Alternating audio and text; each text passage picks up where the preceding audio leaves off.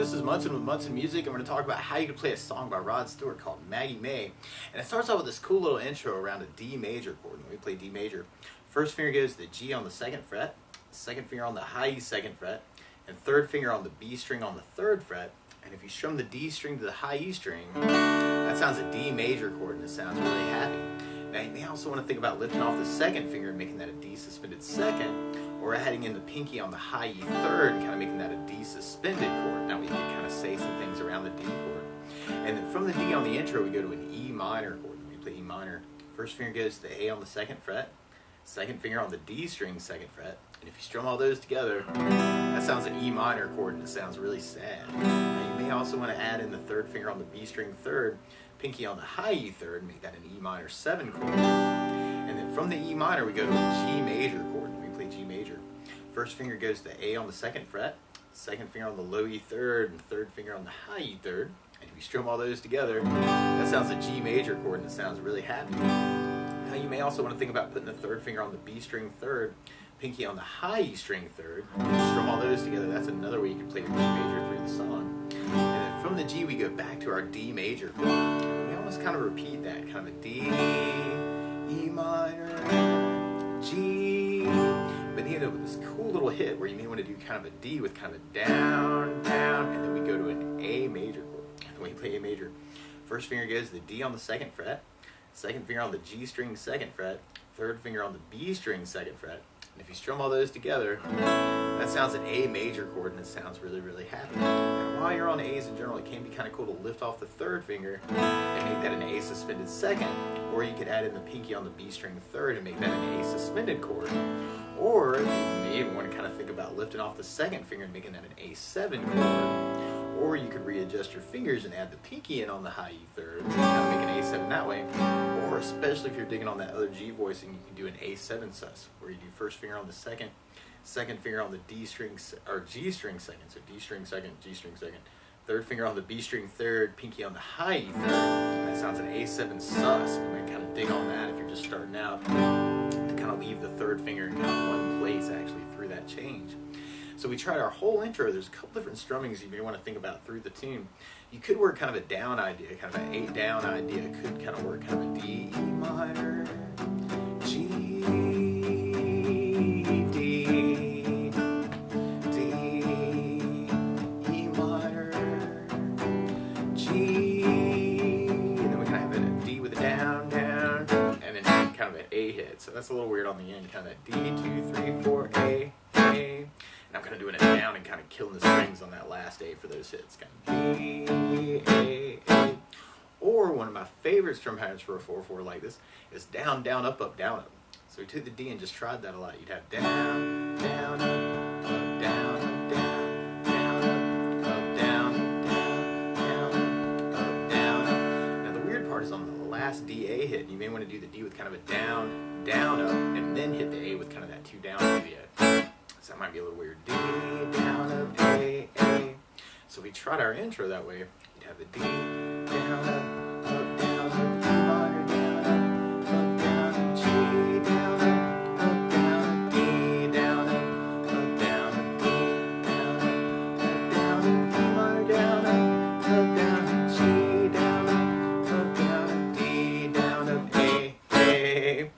Or through that part, it almost kind of feels like you would do a long down, down, down, up on each chord. Kind of long down, down, down, up, down, down, down, up, down, down, down, up, down, down, up. If you're digging on that last DA, you may want to do the D with kind of a down, down, up, and then hit the A with kind of your down hits.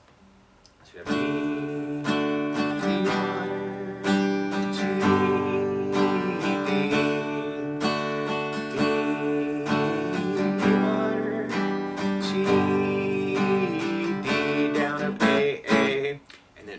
then we kind of pick it up on our verse. And now the feel kind of changes really to kind of that almost that down, down, up, up, down, up.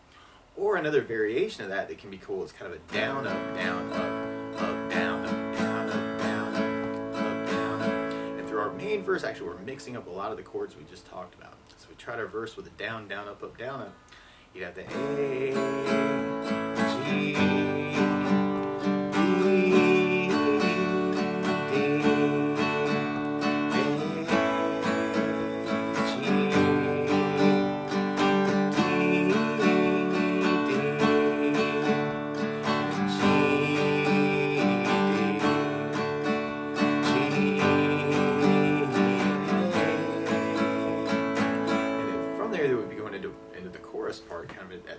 of that, where we start out on the E minor chord, and then we go to an F sharp minor chord. And normally you do this as a 2nd fret bar, 3rd finger on the A string 4th fret, pinky on the D string 4th fret.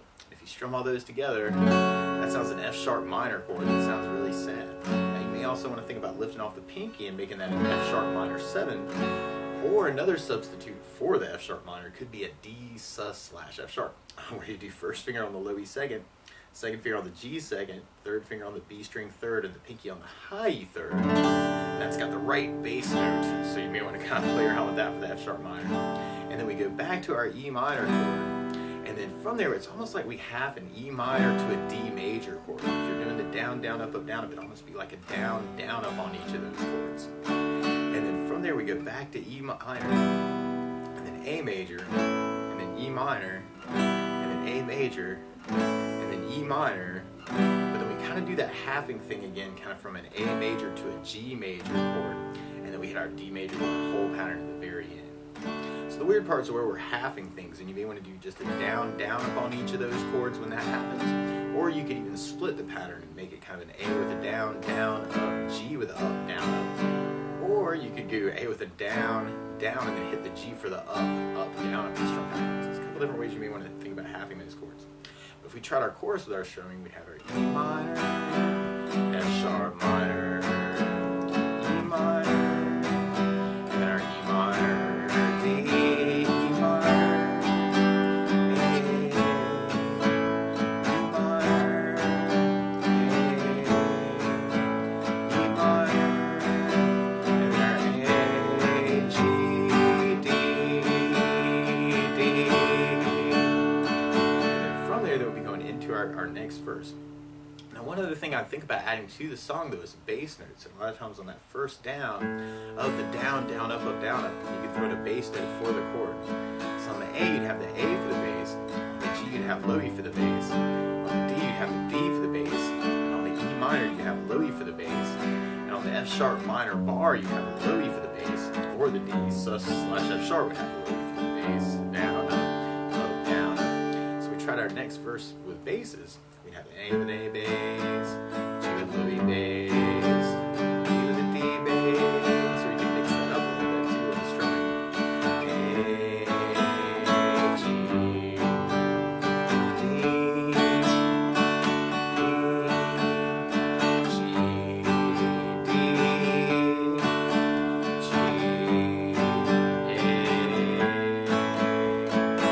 and from there, though, we'd be going into our next chorus. So we tried that with basses. We'd have the E minor with bass, F sharp minor with low E bass, E minor with low E bass, E minor, D, E minor, A, E minor, A, E minor, A, G, D, D. And then from there, we'll be going back into our verse again. Now, if you wanted to, you could kind of take that other strum pattern we were doing from the beginning, kind of that long down, down, and if you kind of dig on this. This is playing against the tune a little bit, but you could even use that through the verse part and the chorus even. And if you wanted to, you could add basses to that by making a bass, a down, down, kind of an idea. So we try our next verse that way. You have the A, G with low E bass, D with D bass, A, G,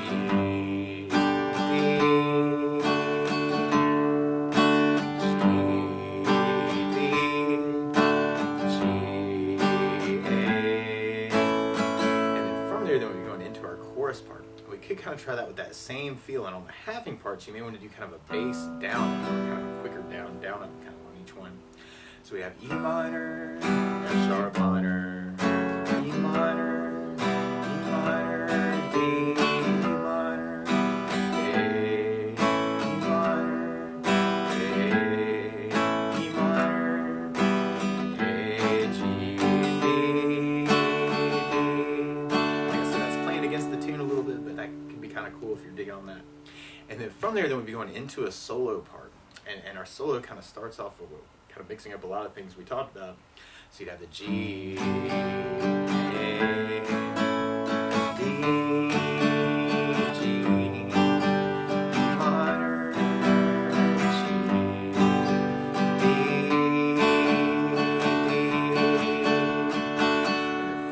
be going into our next verse.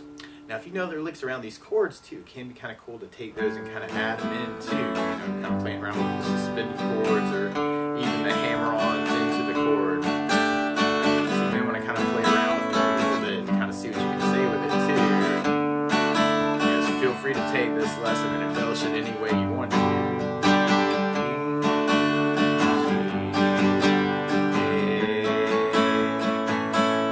We'll be going into our next chorus. So we have our E minor, F sharp minor, E minor, E minor, E minor, A,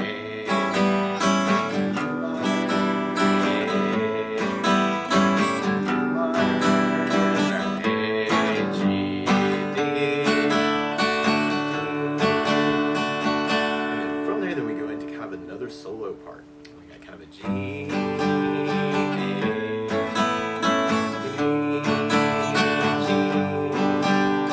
minor, G,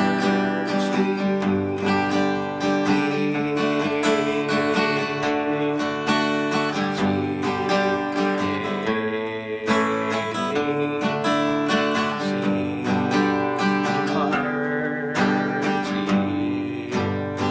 And from there, then we go into kind of this really cool little mandolin solo and kind of our outro progression.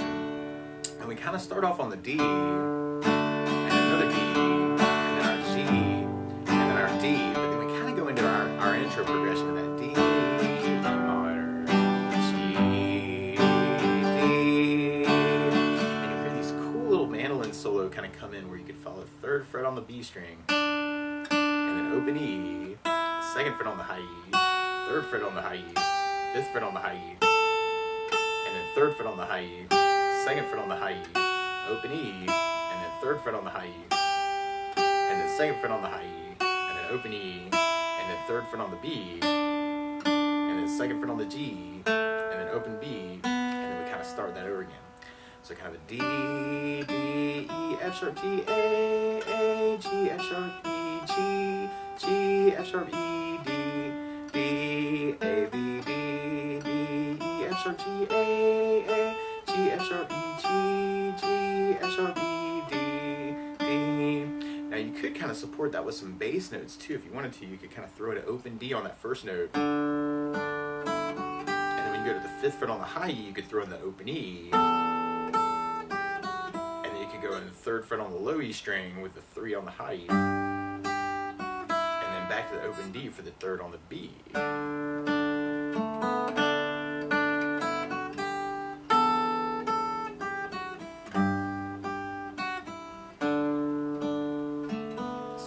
Play around with that, or randomly another way to do E minor, and this might make this a little bit easier to do, is just to do the first finger on the A string 2nd fret, and that's a E minor 7 actually, another E minor 7 that you can play around with. So you can almost kind of strum it and kind of get that melody to come out, and then the E minor with the 5, and then the G. I'm kind of playing around with where I've got to have my bass notes and kind of cheating things.